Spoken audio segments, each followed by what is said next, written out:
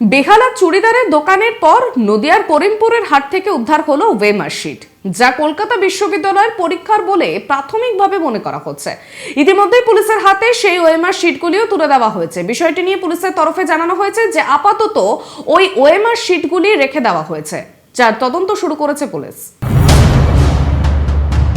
রাস্তায় পড়ে থাকা বেশ কিছু কাগজ থেকে তুলতে যেতেই চক্ষু চড়ক গাছ। কোথা থেকে এলো এত ওএমআর শিট?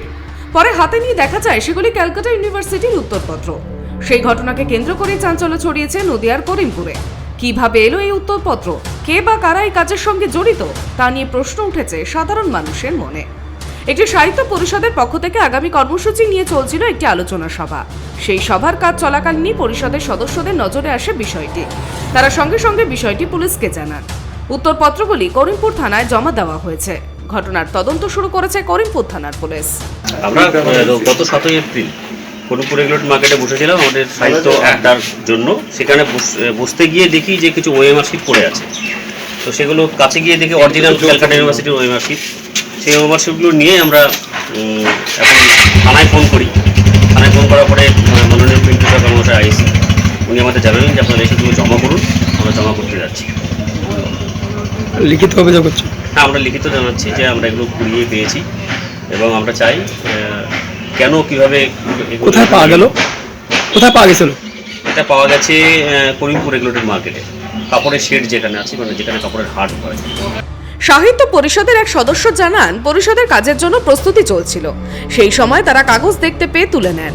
থানায় ফোন করে পুরো বিষয়টি জানান প্রথমে। আইসি তাদের বলেন উত্তরপত্রগুলি জমা করতে। পরে তারা লিখিতভাবে থানায় পুরো বিষয়টি জানান। এই ঘটনায় শাসক দলকে বিঁধছেন বিরোধীরা। শিক্ষা দপ্তরের গাফিলতি নিয়ে আবারও প্রশ্ন উঠছে।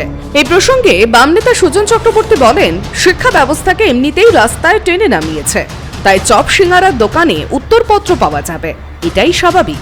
এতে চপ শিল্পের উন্নতি হচ্ছে বলে কটাক্ষ করেছেন তিনি। গত 7 এপ্রিল আমাদের দর্পণ পত্রিকার পয়লা বৈশাখ নিয়ে একটা আমাদের মিটিং ছিল। আমরা সবাই ওখানে উপস্থিত হই এই ঠিক বেলা 4টের দিকে। তো এক পর্যায়ে আমরা লক্ষ্য করি গুটি কয়েক ওএমআর পড়ে আছে। তো আমরা 3টে হবে আমরা সংগ্রহ করি, দেবজ্যোতি, আমি আর আরেকজন ছিল। সংগ্রহ করে নিজের কাছে রাখি। তারপরে মনে হয় এগুলো প্রশাসনের হাতে তুলে দেওয়া উচিত। তো আমরা এইমাত্র ওটা প্রশাসনের হাতে তুলে দিয়ে এলাম।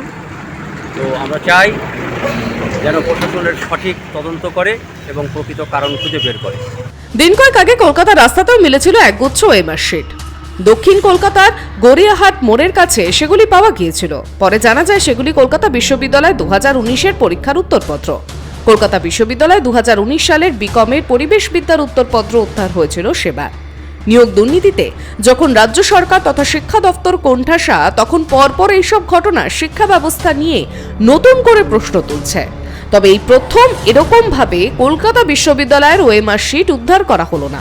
সম্প্রতি বেহালার 14 নম্বর বাসস্ট্যান্ডের কাছে একটি চুড়িদারের দোকান থেকেও কলকাতা বিশ্ববিদ্যালয়ের ওএমআর শিট উদ্ধার করা হয়েছে। দোকানের মালিকের দাবি, নিউ মার্কেট থেকে চুড়িদার কিনে এনেছিলেন। নিজের দোকানে চুড়িদার সাজাতে গিয়ে একাধিক ওএমআর শিট দেখতে পান বলেই দাবি করেন ওই ব্যবসায়ী। সেগুলিও 2016 এবং 2018 সালের পরীক্ষার উত্তরপত্র ছিল। নদিয়া থেকে কমল দত্তের রিপোর্ট, ট্রাইব টিভি।